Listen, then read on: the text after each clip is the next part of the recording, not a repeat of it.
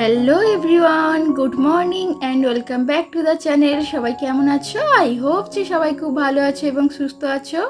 আর আমরাও অনেক ভালো আছি। সামটাইম উইথ রিমার আরও একটি নতুন পর্বে তোমাদের অনেক অনেক স্বাগত জানিয়ে আজকের ব্লগটা আমি স্টার্ট করছি।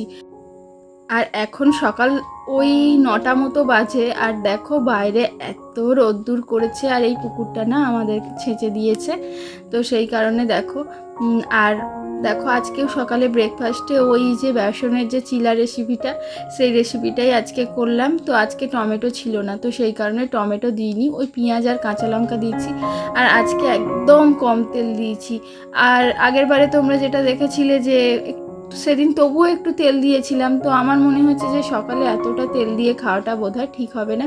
এটা করতে খুব বেশি তেল লাগে না, তবু আজকে কম দিয়েছি। আর দেখো একটু কাঁচা ছিল, উল্টাতে গিয়ে এইরকম মানে ভেঙে গেছে। তো ভেঙে গেছে, আর কি করা যাবে, তো আমি তো খাবো, তো সেই কারণে দেখো এখন প্লেটে ওটাকে গুছিয়ে নিয়েছি। তো এখন আমি বারান্দায় বসে বসে এটাকে খাবো। আর এর মধ্যে মা বসিয়ে দিয়েছে ডাল, তো ডালটা সিদ্ধ হচ্ছে, আর আর মা ওদিকে সবজি কাটছে।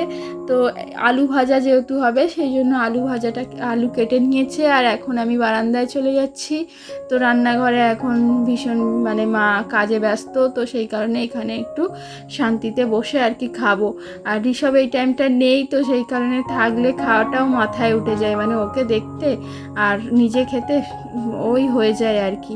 আর দেখো মা আলুটাকে ভাজতে শুরু করে দিয়েছে। তো এখানে আছি মানে রান্না বান্নার একদম ছুটি, ওই মা বললে তারপরে করি। আর এদিকে দেখো ঠাকমা হচ্ছে তেঁতুল কাটতে বসেছে। তো তেঁতুল দেখে জিভে জল চলে এসেছে। তো আমার মতো বন্ধুরা, তোমাদেরও কি তেঁতুল খেতে ভালো লাগে? হ্যাঁ, ফুচকা যখন খাই তো তখন তেঁতুলের জলটাই বেশি ভালো লাগে। আর এরকম লোভনীয় পাকা তেঁতুল একদম গাছ থেকে পাড়া, তো এগুলোকে ঠাম্মা সমস্ত আঁটিগুলো বের করে দিচ্ছে, ছড়ে রেখে দেবে। কিছু ওই ঠাকুরের থালা বাসন, পিতলের থালা বাসন, এগুলো মাজা ঘষার জন্য রেখে দেবে। আর মা মনে হয় কিছুটা আচার বানাবে, তো সেই কারণে মা ঠাকুমা এইগুলো একদম পরিষ্কার করছে। আর আমি দেখে থাকতে পারছি না, তো এখন আমি ক্যামেরাটা রেখে দেবো, রেখে দিয়ে আমি এখন একটা তেঁতুল খাবো। তো ঠাকুমা ওইটাই বাছছে যে কোন তেঁতুলটা একদম ভালো আর ফ্রেশ, তো ওটাই আমাকে দেবে। তো চলো তেঁতুলটা এখন খেয়ে নিই। আর তেঁতুল খেয়ে চলে এসেছি জামা কাপড় গুছাতে, মানে ব্যাগ গুছাতে, আজকে বাড়ি চলে যাব। তো অনেক কদিন হলো এখানে এসে আছি, তো এবার শ্বশুরবাড়ি ফিরতে হবে। তো এবার ফেরার পালা, সেই কারণে ভাবলাম দুপুরে ওই খাওয়া দাওয়া করে একটু ছেলেকে নিয়ে শুয়ে পড়লে আর ব্যাগ ট্যাগ গোছাতে ভালো লাগবে না। তো এখন যেহেতু ফ্রি আছি, তো এখন ব্যাগটাকে গুছিয়ে রেখে দিই। আর ঋষভের অনেক ছোট ছোট টুকিটাকি জিনিস থাকে, আবার সেই মনের ভুলে কোনগুলো ফেলে চলে যাব, তো সেই কারণে এখন মনে করে করে এক একটা করে গুছিয়ে নিচ্ছি। আর এই দেখো শাড়িটাকে এখন ব্যাগের মধ্যে নিয়ে নিচ্ছি, কারণ এখন আমি একটা কুর্তি পরে চলে যাব। তো আমার গোছানো মোটামুটি কমপ্লিট হয়ে গেছে।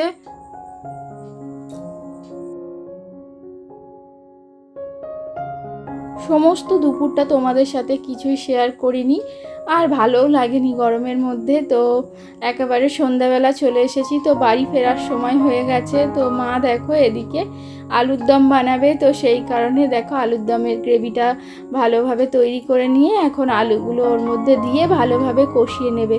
আর যেহেতু আমরা বাড়ি চলে যাব, আর আজকে বাড়িতে দুজন অতিথিও এসেছে, তো সেই কারণে আলুর দম হবে আজকে, তো লুচি হবে। আর আলুর দমটা কষানো হয়ে গেছে, তো এখন ওর মধ্যে জল ঢেলে দেবে। আর মায়ের হাতের আলুর দমের স্বাদটাই আলাদা, মানে এটা আমি তোমাদের কাছে গল্প করছি না বন্ধুরা, আমি যখন স্কুলে বা কলেজে পড়তাম না, আমার সমস্ত বন্ধুরা কাকিমার হাতের আলুর দম খাওয়ার জন্য একদম পাগল হয়ে থাকতো, বলতো যে কাকিমা খুব সুন্দর আলুর দম বানায়। আর এখন কালারটা দেখো এরকম লাগছে, তো কিছুক্ষণ পরে আবার পাল্টে যাবে। আর অনেকটা টাইম হয়ে গেছে, তো আমরা একটু মেলাতে বেরোবো, তো সেই কারণে ঋষভকে খাইয়ে নেব, সেই জন্য দুধটা জাল দিয়ে নিচ্ছি। তো আলুর দমটা আর ময়দাটা মাখিয়ে মা রেখে দিয়েছে, তো মেলা থেকে ফিরে এসে গরম গরম লুচিটা ভাজবে।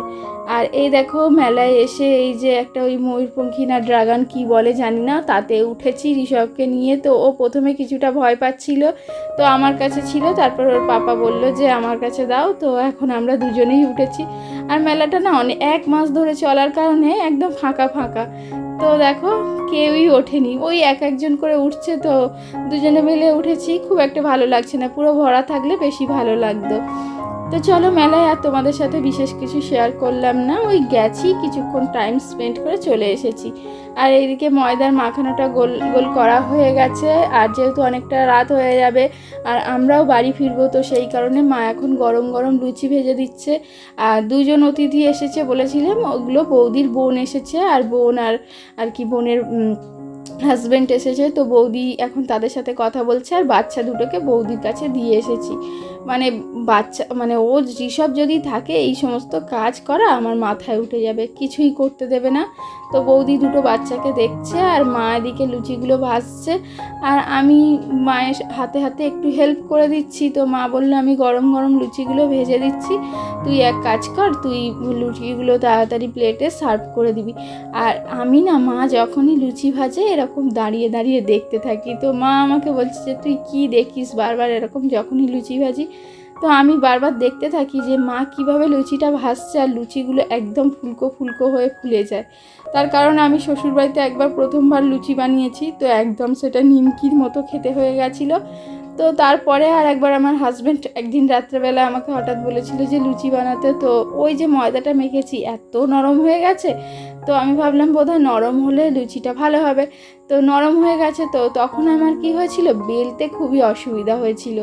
তো তারপরে কড়াতে দেওয়ার মানে তেলের মধ্যে দেওয়ার পর তারপর দেখেছিলাম লুচিগুলো ফুলেছে, কিন্তু এত নরম হওয়ার কারণে মানে সমস্ত লুচিটাই ফুলেছিল, কিন্তু তারপরে আবার সেগুলো একদম নেতিয়ে পড়েছিল। তো আর একটু চামচাম খেতে হয়েছিল, মানে টেনে টেনে খেতে হচ্ছিলো। আর মায়ের লুচিগুলো একদম মচমচে খুব সুন্দর হয়, তো সেটাই দেখছিলাম। তো এখন লুচি ভাজা মোটামুটি হয়ে গেছে, তো আমি এখন হচ্ছে খাবারটা প্লেটে সাজিয়ে নেব।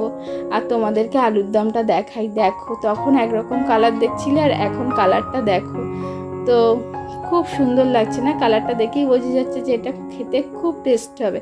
আর সন্ধ্যাবেলা আমরা প্রত্যেকে কোল্ড ড্রিঙ্কস খেয়েছিলাম। তো ঋষভের পাপা যেহেতু এইমাত্র আসলো, তো সেই কারণে ঋষভের পাপাকে এখন কোল্ড ড্রিঙ্কসটা দিয়ে দিই।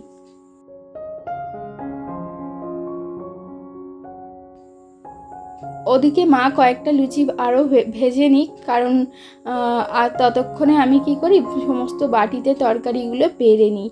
তো আজকের মেনুতে বিশেষ কিছু রাত্রে আর আয়োজন করা হয়নি, তো ওই আলুর দম হচ্ছে, লুচি আর মিষ্টি এগুলোই থাকছে। তো আলুর দমগুলো সমস্ত বাটিতে বেড়ে নিচ্ছি। আর আমরা যেহেতু বাড়ি চলে যাব, বাড়ির সমস্ত সবাই ওরা পরে খাবে। তো ওই বৌদির বোন আর বোনের হাজব্যান্ড আর আমি আর ঋষভের পাপা আমরা চারজনে খেয়ে নেব। তো মা বৌদি ওরা সবাই পরে খাবে। তো এখন আমি দেখো লুচিগুলোকে বেড়ে নিচ্ছি, আর প্লেটে একটা করে চামচ দিয়ে দিয়েছি যাতে খেতে সুবিধা হয়। তো চলো বন্ধুরা, আজকের ভিডিওটা আর বেশি বড় করছি না, আমি এখানেই শেষ করছি। যদি ভালো লেগে থাকে একটা লাইক, কমেন্ট এবং শেয়ার করো।